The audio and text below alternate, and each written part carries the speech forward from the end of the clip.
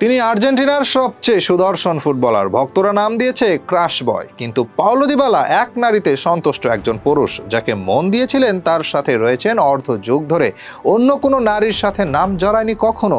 দিবালার ভাগ্যবান সেই প্রেমিকার নাম ওরিয়ানা সাবাতিনি। ফুটবল জগতে দিবালা একজন সুপারস্টার, তবে প্রেমিকা নিজেও কম বড় স্টার নয়। শোবিজ জগতে তিনিও একজন প্রতিষ্ঠিত তারকা। ৩০ বছর বয়সী ওরিয়ানা সাবাতিনি আর্জেন্টিনার রাজধানী শহরের মেয়ে। তার বাবা মা দুজনেই ছিলেন অভিনয় শিল্পী। ওরিয়ানা নিজেও অভিনয় এবং মডেলিং করছেন, পাশাপাশি তিনি একজন প্রতিষ্ঠিত গায়িকা। গানের মাধ্যমে পাওলো দিবালার সাথে পরিচয় হয়েছিল। ২০১৭ সালের কথা, একটি অনুষ্ঠানে পারফর্ম করার পর ওরিয়ানার সাথে পরিচিত হন দিবালা। তখন থেকে শুরু হয় তাদের সম্পর্কের যাত্রা। কিছুদিন ডেটিং করার পর প্রকাশ্যে প্রেমের ঘোষণা দেন দুই তারকা। এরপর থেকেই এই জুটির প্রেমের গল্প মুগ্ধ করেছে সবাইকে।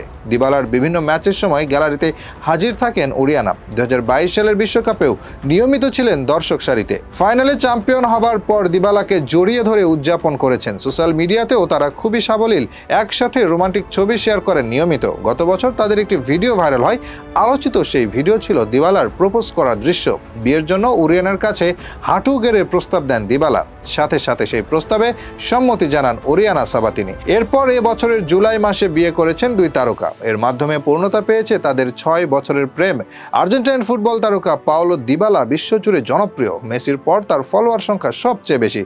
সুদর্শন ছেলে দিবালা ইচ্ছা করলে প্লেবয় থেকেও বেশি কিছু হতে পারতেন, কিন্তু তিনি এক নারীতেই সন্তুষ্ট পুরুষ। ওরিয়ানা সাবাতিনিকে পাওয়ার পর আর কোনো দিকে আগ্রহী হননি। ৬ বছর প্রেমের পর আবদ্ধ হয়েছেন বিবাহ বন্ধনে। আর্জেন্টাইন ফুটবলার পাওলো দিবালার জন্ম ১৯৯৩ সালে।